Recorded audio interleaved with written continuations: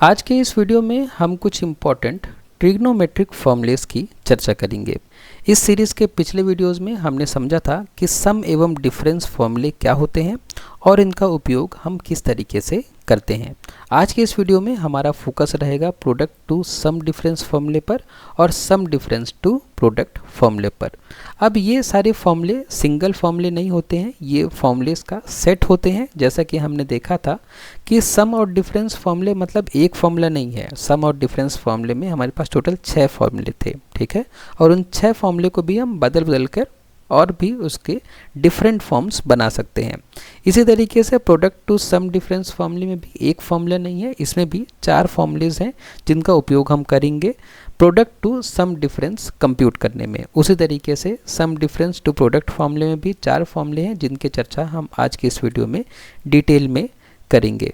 तो चलिए शुरुआत करते हैं आज के इस वीडियो की। और सबसे पहले एक बार देख लेते हैं फिर से कि सम और डिफरेंस फॉर्मूले क्या होते हैं और इनका उपयोग हम कब कर रहे थे। तो देखिए, जब किसी सम या डिफरेंस जैसे कि sign A plus B cos A minus B को एक्सपेंड करना हो तब ये फॉर्मूले हम उपयोग करते हैं। एग्जाम्पल के लिए जैसे अगर हमें कंप्यूट करना हो क्या साइन 75 डिग्री, तो अब हम सबको पता है कि साइन 75 डिग्री कंप्यूट करना मुश्किल है। क्यों? क्योंकि हमें साइन 75 डिग्री की वैल्यू नहीं पता। तो हमें किसकी वैल्यू पता है? हमें पता है साइन 0 डिग्री की वैल्यू पता है, हमें साइन 30 डिग्री की वैल्यू पता है, हमें साइन 45 डिग्री की वैल्यू पता है, हमें साइन 60 डिग्री की वैल्यू पता है और साइन 90 डिग्री की वैल्यू पता है। लेकिन हमें साइन 75 डिग्री की वैल्यू क्या होती है हमें नहीं पता। तो अगर हमें साइन 75 डिग्री की वैल्यू कंप्यूट करना हो तो हमें क्या करना पड़ेगा? ये जो एंगल है ना 75 डिग्री, इसको हम कहते हैं अननोन एंगल। क्या कहते हैं? Unknown angle. मतलब अननोन एंगल मतलब क्या? हमें इस एंगल की वैल्यू नहीं पता। तो हम इस अननोन एंगल को कन्वर्ट कर सकते हैं किस में? नोन एंगल्स में। नोन एंगल्स में, ठीक है। नोन एंगल्स मतलब ऐसे एंगल जिनकी वैल्यू हमें पता है, जैसे कि यहाँ पे लिखे हुए हैं, ठीक है। इनकी वैल्यूज़ हमें डायरेक्टली पता है। तो अगर हम इस 75 को नोन एंगल्स में लिख सकें तो हमारा काम आसान हो जाएगा। तो क्या हम 75 को 45 डिग्री प्लस 30 डिग्री लिख सकते हैं? हाँ, लिख सकते हैं।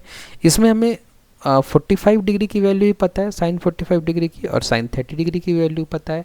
तो हमने क्या किया? अननोन एंगल को कन्वर्ट कर दिया नोन एंगल में। लेकिन अब हमने लिख दिया है साइन 45 डिग्री प्लस 30 डिग्री। तो अब हमें क्या करना है कि इसको एक्सपेंड करना पड़ेगा। इसको एक्सपेंड करना है। अगर हम एक्सपेंड कर देंगे तो साइन 45 अलग हो जाएगा, साइन 30 अलग हो जाएगा और साथ में कुछ कॉस की वैल्यूज़ भी हमें कंप्यूट करनी पड़ेगी। तो इसी के लिए ये फॉर्मूला उपयोग किया जाता है, ठीक है।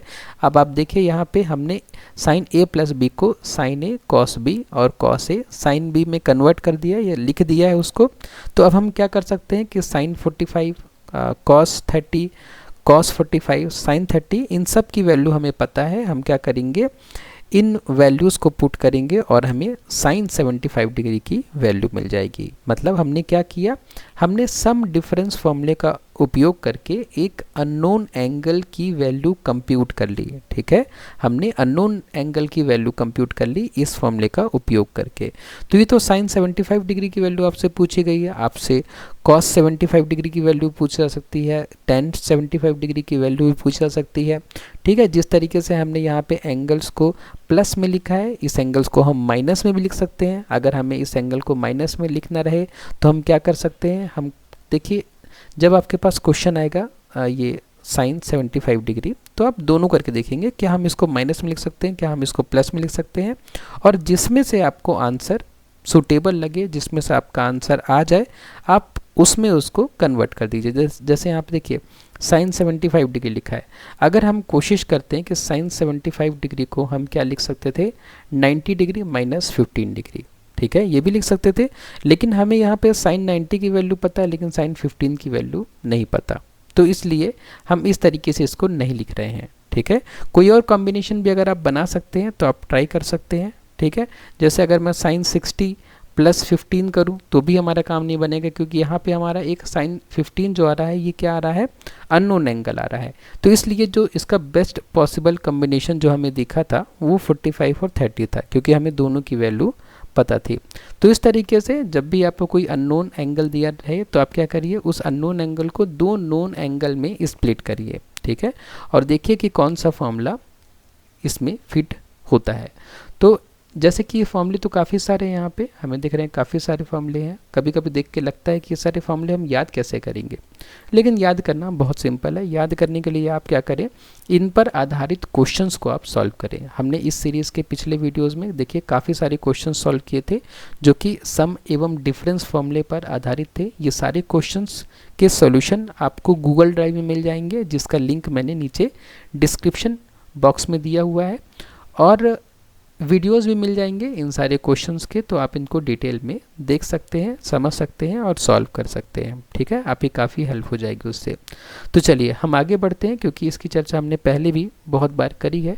तो हम आगे बढ़ते हैं और देखते हैं कि प्रोडक्ट टू सम डिफरेंस फॉर्मूले का मतलब क्या होता है। प्रोडक्ट का मतलब होता है मल्टीप्लाई, ठीक है, और सम डिफरेंस मतलब क्या होता है, प्लस माइनस।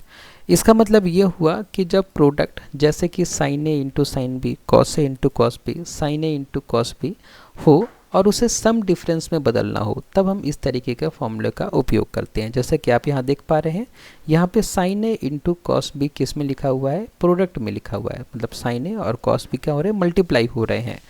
अगर हमें इसको सम एवं डिफरेंस में लिखना हो तब हम इस तरीके के फॉर्मूले का उपयोग करते हैं। देखिए हमने क्या कर दिया, प्रोडक्ट को सम एवं डिफरेंस में बदल दिया। यहाँ पे देखिए सब अब प्लस माइनस हो रहे हैं, यहाँ पे क्या हो रहे थे, मल्टीप्लाई हो रहे थे, ठीक है। इसी तरीके से इसको भी और ये भी और ये भी, ये चार फॉर्मूले हैं, ठीक है, जो कि उपयोग किए जाते हैं प्रोडक्ट टू सम डिफरेंस फॉर्मूले के रूप में। तो इसका उपयोग हम कब करते हैं, इसका उपयोग हम खास तौर पर इंटीग्रेशन में करते हैं। जब आप इंटीग्रेशन चैप्टर पढ़ेंगे ना, तो उसमें आप देखेंगे इस तरीके का फॉर्मूले का उपयोग बहुत ज़्यादा होता है। cos 15 की वैल्यू पता है, ना ही हमें cos 75 डिग्री की वैल्यू पता है। अगर हमें दोनों की वैल्यू पता होती तो हम वैल्यू पुट करके यहाँ पे मल्टीप्लाई कर देते। तो हमें अब क्या करना पड़ेगा, यहाँ पे प्रोडक्ट टू सम डिफरेंस फॉर्मूले का उपयोग करना पड़ेगा। जैसे कि हम यहाँ फॉर्मूला देख पा रहे हैं कि cos a into cos b, ठीक है, cos a into cos b को हम कुछ इस तरीके से लिख सकते हैं। तो एक बार ट्राई करते हैं लिखने के लिए। तो देखिए मैं क्या करूँगा, फॉर्मूले के हिसाब से सबसे पहले क्या लिखना है, मुझे 1/2 लिखना है, उसका ब्रैकेट लगाना है, उसके बाद लिखना है cos a माइनस बी। तो cos a की वैल्यू 15 है, cos b की वैल्यू 75 है, तो मतलब 15 minus 75 degree, okay, plus cos a plus b मतलब 15 प्लस 75, ओके।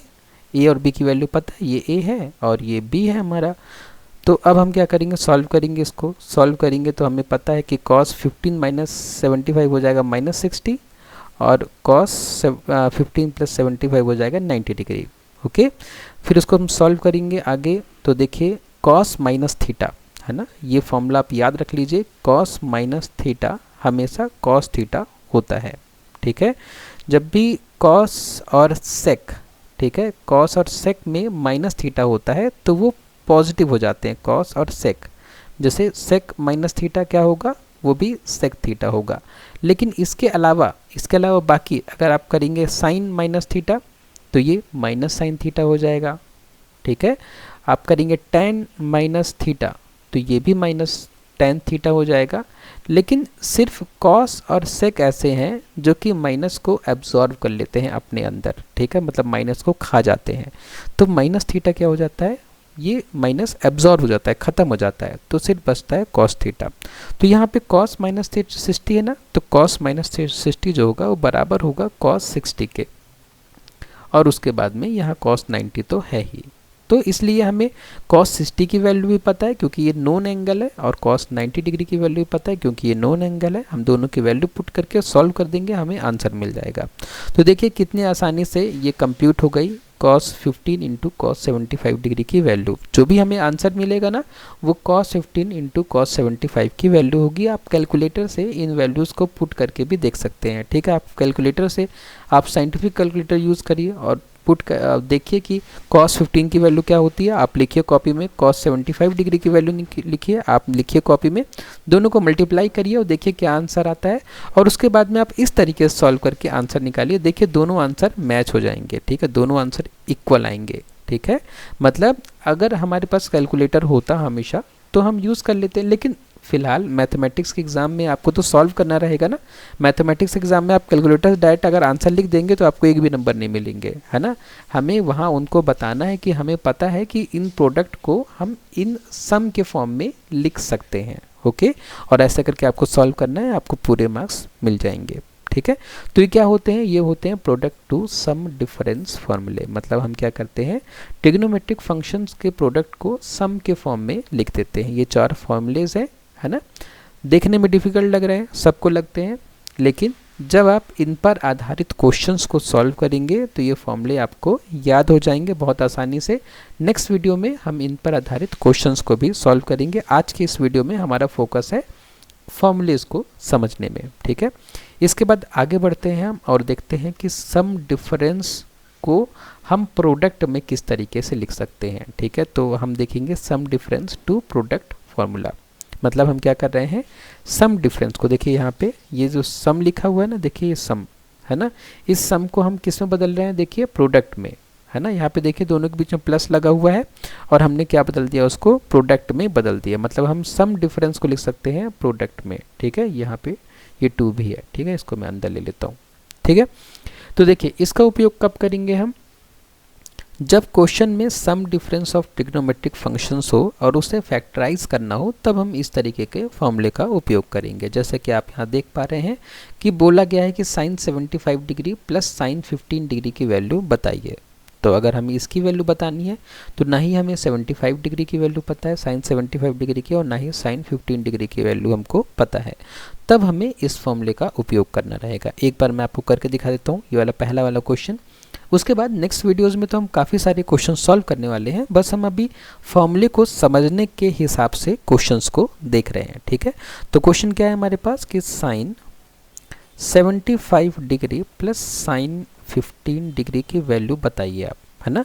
तो हमें 75 15 दोनों की वैल्यू नहीं पता, तो हमें कुछ करना पड़ेगा। तो कुछ में हम क्या कर सकते हैं, कुछ में हम इस फॉर्मूले का उपयोग कर सकते हैं। तो ये फॉर्मूला क्या है, 2 साइन, ठीक है, ब्रैकेट में a प्लस बी बाई 2, ठीक है। a प्लस बी बाई 2 मतलब दोनों को प्लस करेंगे तो क्या आ जाएगा, 75 प्लस 15 90, और 90 बाई 2 क्या हो जाएगा, 45, है ना।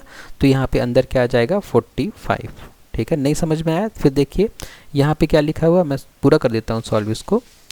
यहाँ पे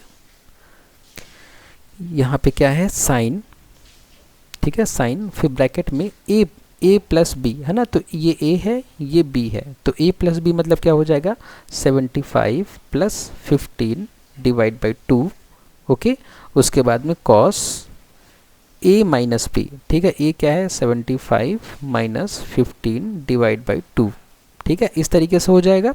फिर हम सॉल्व करेंगे तो क्या आ जाएगा, 2 साइन, ये जगह देखिए 75 प्लस 15 क्या हो जाएगा, 90 डिवाइड बाई 2 क्या हो जाएगा, 45, है ना। तो साइन 45 इंटू कॉस, ये क्या हो जाएगा, 75 माइनस 60 क्या 75 माइनस 15 क्या हो जाएगा, 60 हो जाएगा, 60 बाई 2 क्या हो जाएगा, 30, है ना।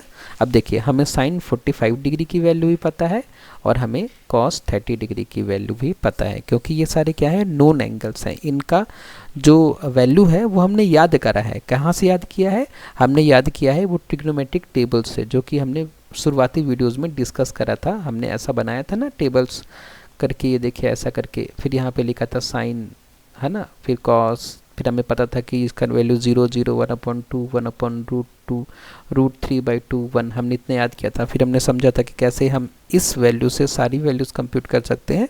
तो वहाँ से हमें इन सारी वैल्यूज़, ये सारे नॉन एंगल्स की वैल्यूज़ पता है ना।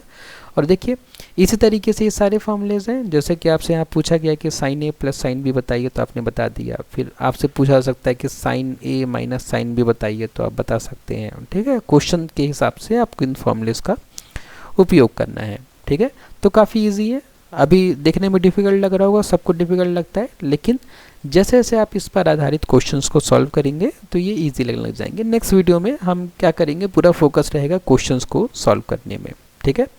तो चलिए आज के इस वीडियो में बस इतना ही। अगर आपको ये नोट्स चाहिए, ये जो फॉर्मूलेज का पूरा लिस्ट है ये चाहिए, तो नीचे डिस्क्रिप्शन बॉक्स में लिंक दिया हुआ है गूगल ड्राइव का, उसका उपयोग करके आप नोट्स को डाउनलोड कर सकते हैं।